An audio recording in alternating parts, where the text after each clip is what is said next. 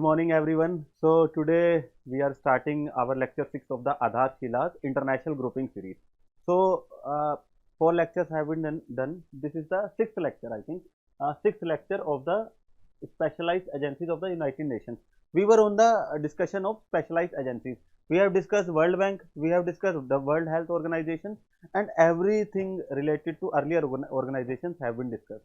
So in this lecture, the mandate of ours would be to discuss International Labour Organization, to discuss Maritime Organization, and to discuss Civil Aviation Organization. So let us start with the discussion without delay of any time. So the first is International Labour Organization. Now see, ILO is basically a organization to deal with labor rights, labor as a right. See, labor right is a part of the human right. Laborers are being faced with different issues. They are like, there is a problem of exploitation, wage differential between man and women workers is there. The problem of the safety at the workplace is of paramount importance. Too many machineries are working without any safety manual. There is opening, like moving parts are moving without any safety. Children are being employed exploitatively. There is no social security attached to them. There is no provision of gratuity, provident fund, insurance, or any kind of social sector security. So basically, to protect their rights, to fight for them, to fight for their justice, a body that has been formed is known as International Labour Organization. And International Labour Organization is a culmination of events like Great Industrial Revolution was there in the Great Britain. Then we have French Revolution, and everything, if we sum up, all of them basically talked about the welfare of the workers. Communism is there. So what is communism? It is basically about talking about the, like, a state by the workers. Everyone is equal, resources to be distributed equally. So this concept कहाँ से रहे? Because everyone saw how these workers were getting exploited at the hands of their masters. Wage इतना कम है ना, like subsistence was too difficult. इतना मतलब उसका जो इंडस्ट्रियल रेवोल्यूशन के टाइम उनका जो एकोमोडेशन था इतना filthy, like not even animals can survive. तो ये सब कहाँ से हुआ? उन वर्कर्स की जो सिचुएशन देखा गया और धीरे धीरे हमारे पास एक स्पेशलाइज्ड एजेंसी बनी that is known by the name of International labour Organization. And पहले लेक्चर में भी टॉक्ड कि यूएन की ना some specialised agencies were there जो before the conception of UN बनी. Like ILO is one of them. It was formulated in 1919, and we know UN was concepted in the year 1945. So it was a pre-United Nations agency, and it was made a specialized agency under the UN United Nations. ठीक है.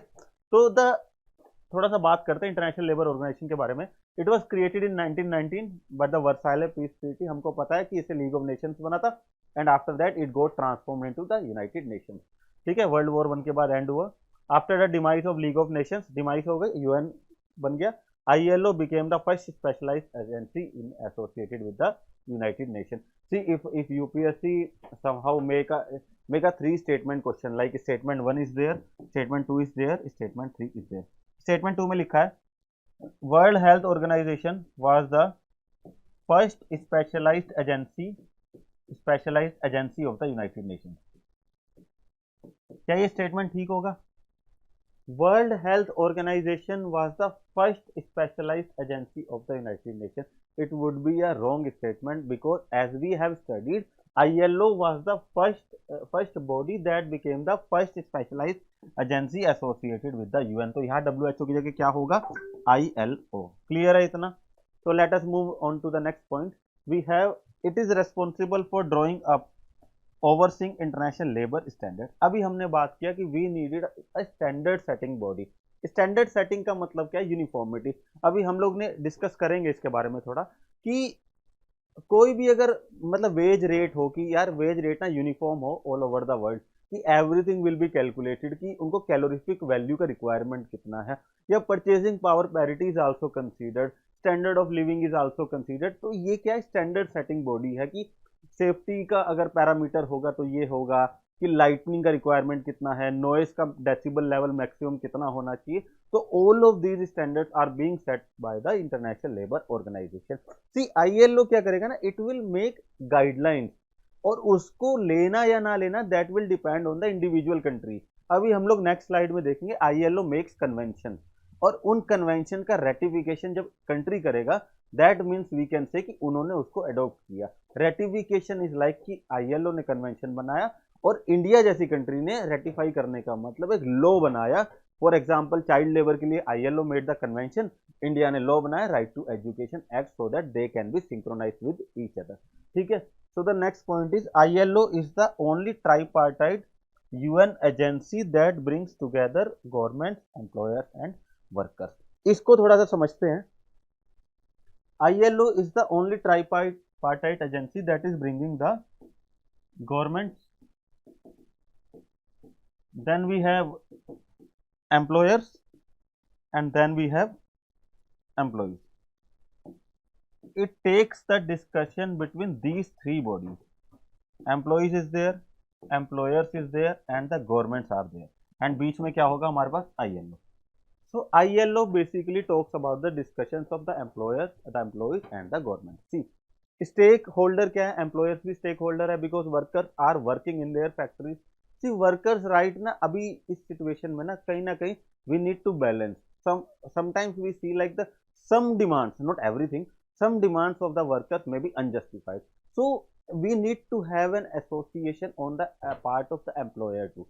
So to consider that into account, ILO considers the demand of the employers too, the employees too, and the governments are there too. कि एक minimum कुछ सबको मिल जाए, कि rebalancing ऐसे हो that everyone should get a minimum of the pie. Okay, so employers are represented by the organizations like ASSOCHAM is there.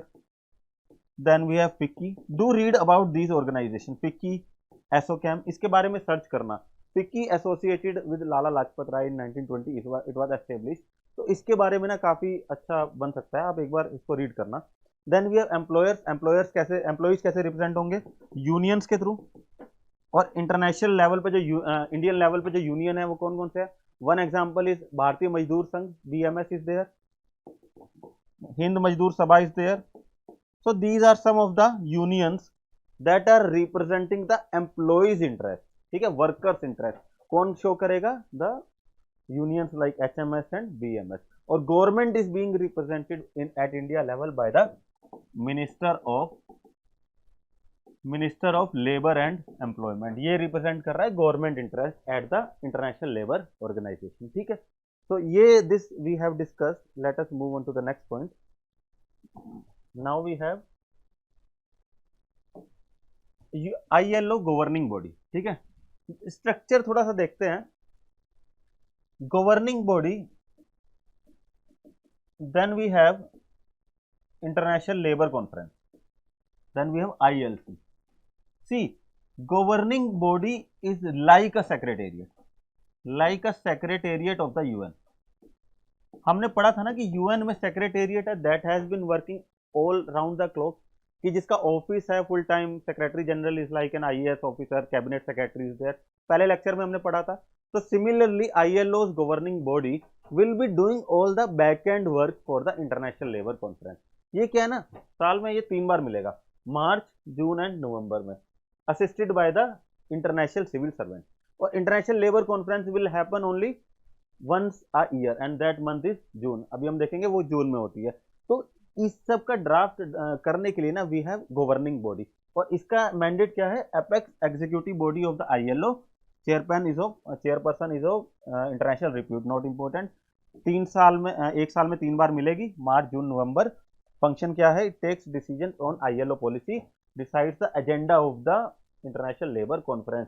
Agenda कौन decide करेगा? ILC का, दैट इज गवर्निंग बॉडी। तो मार्च में दे विल मीट, बिकॉज जून में international labour conference होने वाली है, तो मार्च में they will set the agenda which will be discussed in the international labour conference and the United Nations General Assembly. Okay, so let us move on to the next point. Adopt the draft program and budget of the organization for submission to the conference. इसका एक let me give an example कि इसको कैसे समझें। Suppose we know gig economy is very popular these days. You know the gig and platform worker, क्या मतलब होता है gig and platform worker? See, platform is like some application और space जहां पे यूजर एंड द जो service provide कर रहा है gets met. Like we have Uber, मैं यूजर हूँ, आई बुक द राइड, और उसको सर्विस देने वाला driver gets connected to me.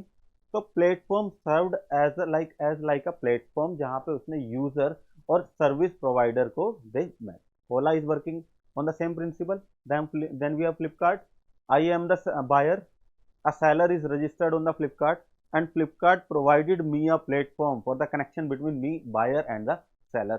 So these are platforms, and we need to have some kind of provisions for the gig and platform worker. अब इनका issue क्या है, issue समझना। Zomato is there, food restaurant is there, and I am the eat, मेरे को खाना है, so I ordered something from Zomato. Zomato ने क्या किया, प्लेटफॉर्म प्रोवाइड किया between that restaurant and me. अभी क्या है ना, जो डिलीवरी वाला एजेंट है उनका ट्रेडिशनल एम्प्लॉय एम्प्लॉयर रिलेशनशिप नहीं है। Like the number of hours they will work, they will get that income. भाई सोशल सिक्योरिटी का कोई प्रोविजन नहीं है, एक्स्ट्रा आवर्स करो कोई ज़्यादा ओवर टाइम पैसा नहीं मिलता है। एक्सीडेंटल इंश्योरेंस बहुत कम वैल्यू है कि लाइफ के आपने इतना कम कर दिया वैल्यू उसको, 2-3 लाख रुपए एक्सीडेंटल इंश्योरेंस है। तो what will happen if something bad happens and the rider of that gets like tragedy happen, तो इसमें कौन रेस्पॉन्सिबल होगा? So we need to have some kind of law. तो आईएलओ की गवर्निंग बॉडी ने agenda set किया कि we need to have a discussion about the platform and gig worker. ठीक है, इसने पूरा पॉलिसी के बारे में बताया कि ऐसे ऐसे होना चाहिए, ये social security should be provided to them. तो this is the agenda for the international labour conference that we will discuss in the coming June में, क्योंकि क्या होगा, इंटरनेशनल लेबर कॉन्फ्रेंस का सेशन होगा। Okay, so it takes decisions on the ILO policy, decides the agenda of the international labor conference. Just we discuss agenda, हमने क्या माना इसमें, प्लेटफॉर्म वर्कर्स और गिग वर्कर्स के बारे में। Okay, so let us move on to the next point. Now we have international labour conference. ठीक है, अभी तो सारा डिस्कस कर ही लिया, कोई इंपॉर्टेंट बचा नहीं है, फिर भी देख लेते हैं। ILC is the broad policies of the ILO are set by the international labour conference which meets once a year in June. अभी हमने देखा गवर्निंग बॉडी तीन बार मिलेगी साल में, और ILC कब होगा, जून में होगा, और इसको रिप्रेजेंट कौन करेगा, minister of labour and employment. ठीक है, ILO recommendation is a non binding instrument. ठीक है, ये हमने डिस्कस किया, और हमने ना UN सिक्योरिटी काउंसिल की क्लास में भी डिस्कस किया था कि it is only UNSC that can make binding regulation. UNSC के अलावा कोई बॉडी नहीं बना सकती binding regulation. They can just make convention और उसको रेटिफाई करना it's all up to country level पे होगा। If a country wants to adopt that convention, it will ratify it, it will make a law in line of that convention. ठीक है, so which seeks to serve as a guiding principle for the national policy process. Already everything has been discussed. The recommendation provides guidance to the member states on measures to be taken to generate employment and decent work opportunities, prevention करना, recovery, peace and resilience with respect to crisis situations arising from conflicts and disasters. Okay, कुछ ज़्यादा याद करने का नहीं है इसमें, आगे चलते हैं। Now reports. See, it has been a trend followed by UPSC prelims. They generally ask कि this is the report. This report is given and it is released by which organization? Like A, B, C, D. WHO is there, World Bank is there, ILO is there, WTO is there. So they can ask कि global wage report is there. It is released every year by which organization? चार option, ILO is there, world bank is there, WTO is there and WHO is there. तो option क्या होगा, ILO, international labour organisation. ऐसे world bank के reports हैं, ease of doing business report is there, logistics performance index is there. So you need to remember important reports and the important organisation. ठीक है, तो ILO कौन कौन सा report launch कर रहा है, global wage report, then we have global employment trends for youth report, then we have world employment and social outlook report. इतना समझ आया? Okay, so let us move on to the next point. Now we have conventions. ठीक है, conventions दो type के हैं, एक fundamental, एक कोर कन्वेंशन या governance convention. It is fundamental to the governance of the labour issue, ठीक है। तो यहाँ पे हम लोग देखते हैं पहले फंडामेंटल कन्वेंशन कौन कौन से ILO के। Force labour convention is there, number 29, Then we have abolition of forced labor convention number 105. Then we have equal remuneration act convention number 100. Then we have discrimination employment and occupation convention number 111. Then we have minimum age convention 138. Minimum age पता होना चाहिए 14 years कि 14 year से below का child कहीं भी employ नहीं कर सकते उसको. And 14 to 18 years of age we can employ them in non hazardous industries. ठीक है. तो चाइल्ड लेबर रेगुलेशन एक्ट के बारे में पढ़ना थोड़ा सा. अभी अमेंडमेंट भी हुआ था कि उसमें चाइल्ड का डेफिनेशन क्या है and what are the ages for a child to get employed. कि 14 ईयर से पहले तो कोई भी हम लोग नहीं कर सकते. 14 to 18 यानी 14 साल से 18 साल we can employ them in non hazardous work only. ठीक है. इसमें देर आर सम क्लोजेस जिसका ना मिसयूज भी होता है. Like they are allowed to work in family occupations, family non-hazardous occupations, but some families out of the need for survival employ their small children without letting them to go to school. So these things somehow needs to be regulated so that a new India is built on the foundation of a like strong justice principle where every child gets an opportunity to go to school. ठीक है. So next is worst forms of child labor. I think it is 182. Yes. And these four conventions which are red in color, these are not ratified by India. See, you can remember these conventions because generally state PCS directly ask by giving four conventions and will ask कि इनमें से कौन सा convention ILO का India ने ratify नहीं किया. तो चार कन्वेंशन कौन कौन से हैं. Freedom of association and protection of right to organise convention number 87. Then we have right to organize and collective bargaining number 98. Then we have occupational safety and health convention number 155 and promotional framework for occupational safety and health convention number 187. So these are those conventions that are not being ratified by India. So state PCS examination or even UPSC can frame a statement like India has ratified all the conventions by the ILO. इस type का एक statement दे सकता है eliminate करने के लिए and that statement would 100% be wrong because we have seen कि चार कन्वेंशन ऐसे हैं फंडामेंटल में which India has not ratified. Okay. So let us move on to the next point. Now we have governance convention. देखते हैं. इसमें भी हमारे पास एक कन्वेंशन ऐसा है which we have not ratified. Labour inspection agriculture में number 129 is there which we have not ratified. Question number convention number 81 labour inspection हमने रेटिफाई किया है. एम्प्लॉयमेंट पॉलिसी कन्वेंशन भी हमने रेटिफाई किया है और ट्राइपार्टाइट कंसल्टेशन ये तो हमें पता ही है इंटरनेशनल लेबर स्टैंडर्ड में 144 कन्वेंशन भी हमने रेटिफाई किया है. Okay. So let us move on to the next point. Now we have convention 138 and 182. Basically ये it was a question in UPSC prelims. I think 2019 या 20 में इट वाज अ क्वेश्चन कि 138 और 182 ILO के convention किससे related है. So both of these conventions have been ratified by India and these are related to the child labour. ठीक है. Worst forms of child labour will be dealt by the article convention number 182. क्या क्या worst forms of child labour है.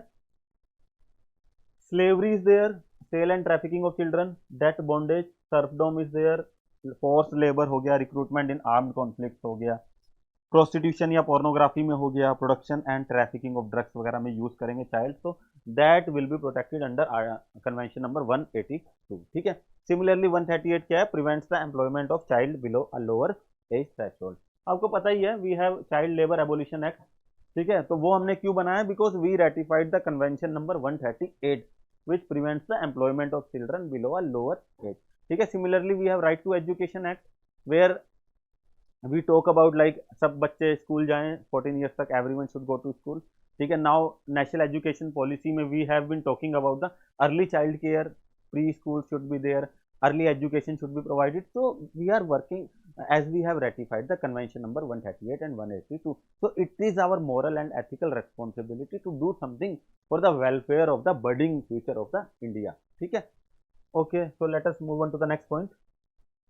Now we have International Maritime Organization. ठीक है. We have discussed ILO. Now we will discuss maritime. As the name tells us, maritime is basically related to the sea and ship. So everything related to ships and their safety and security will be dealt by the International Maritime Organization.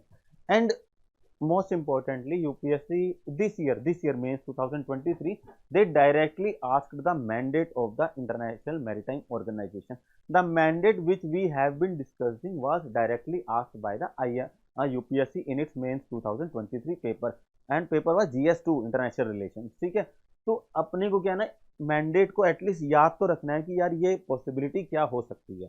तो start करते हैं. तो it was founded in 1948 और headquarter कहाँ पे है? London, UK. India is a member. ठीक है. It is the first ever international organisation devoted exclusively to maritime matters. ठीक है, ये हमने डिस्कस कर लिया. It is the global standard setting authority for the safety, security and environmental performance of international shipping. ठीक है. its main role is to create and regulate framework for the shipping industry that is fair and effective, universally adopted and universally implemented. ठीक है, basically shipping industry को regulate करना है. It will set standards कि हाँ यार ये particular ship में the maximum pollutant it can release is this, the maximum amount of resources it can use is this. तो ये सब स्टैंडर्ड कौन सेट करेगा? That is the international maritime organization. Okay, let's move on to the next point. Now we have objective क्या है? Improvement of maritime safety and the prevention of marine pollution. ठीक है.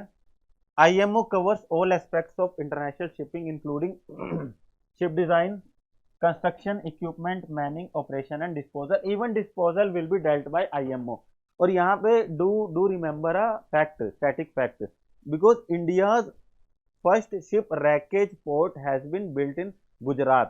So India's first wreckage port that has been working is Alang, Gujarat. Alang, Gujarat. तो यहाँ पे क्या होगा? Environmental friendly disposal of the ship will take place and उसका standard कौन set करेगा? हमारा the body is IMO, International Maritime Organization. If we talk about the next point, it covers accidental and operational oil pollution along with different types of pollution by chemicals, goods in packaged form, sewage, garbage and air pollution. Every standard related to the ship industries, कुछ नहीं करना है याद, that is being regulated by the International Maritime Organization. इतना clear है?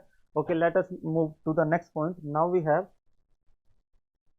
International Civil Aviation Organization. See, the work that was being done by the Maritime Organization IMO in the sea sector, same ICAO will work for the airline sector.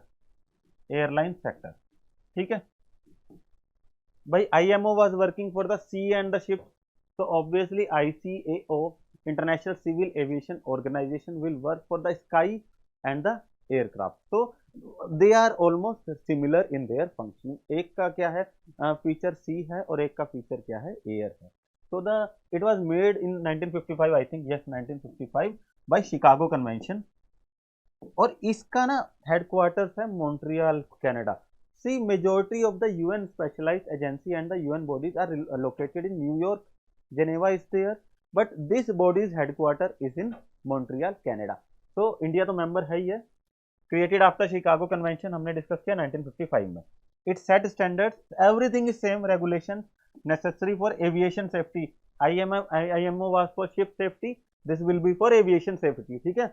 Security, efficiency as well as for the aviation environmental protection. Is it clear? IMO का we see the mandate. Similarly, ICAO का mandate भी क्या है? Almost similar है. Now we have next point. Next point is related to work of the ICAO. It adapted the following global aspirational goals for the international aviation sector. भाई 2% annual fuel efficiency चाहिए 2050 तक. ठीक है.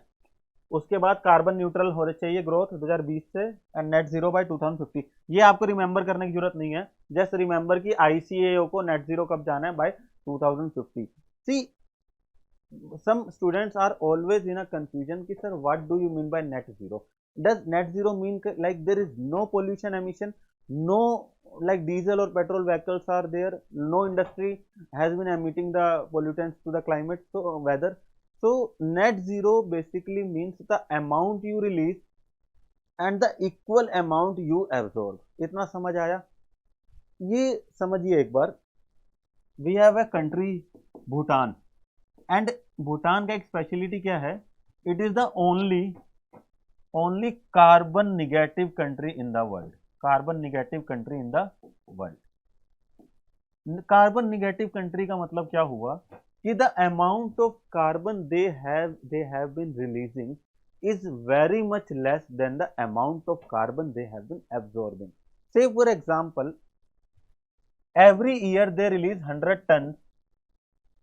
tons of CO2 equivalent, but they absorb 120 tons of carbon dioxide equivalent.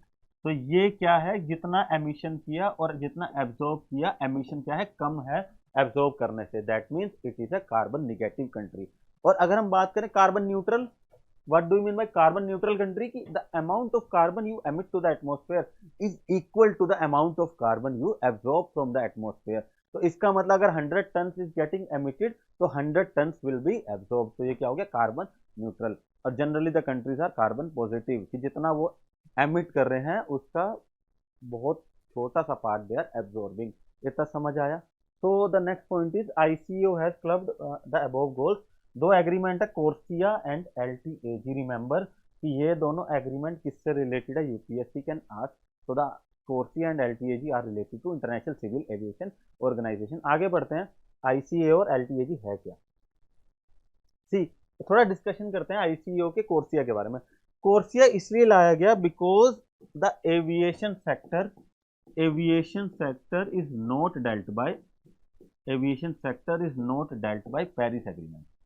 ठीक है, याद रखना, Paris agreement में aviation sector is not covered. तो द एविएशन सेक्टर के लिए we brought a different pact known by the name of CORSIA. तो ICAO introduce the scheme to measure carbon emission called as CORSIA, Carbon Offsetting and Reporting Scheme for International Aviation. Yes, aviation. So it is an emission mitigation approach for the global airline industry that aims to address any annual increase in total CO2 emissions from international civil aviation above 2020 से ये activate हो गया है। It contributes to the industry's commitment to carbon neutral growth from 2020 onwards. Same, the work that is being performed by the Paris Agreement in other sectors will be performed by the CORSIA in the aviation sector. Okay, so let us move to the next point. Now we have long term global aspirational goal. ठीक है, ये long term goal के बारे में बात कर रहा है कि नेट जीरो होना है बाय 2050 एविएशन सेक्टर को। इतना याद रखो कि LTAG और कोर्सिया क्या है, ICAO के गोल्स हैं in resemblance to the Paris agreement. Now we have India और ICAI क्या है। India has stated that it will start participating in the ICAO, CORSIA और LTAG। कब से पार्टिसिपेट करेगा इंडिया, 2027 से। Currently India is not a member of ICAO, CORSIA and LTAG। कब से पार्टिसिपेशन स्टार्ट होगा, 2027 से। Is it clear? So let us, I think it is the last slide for today. Yeah, this is the last slide.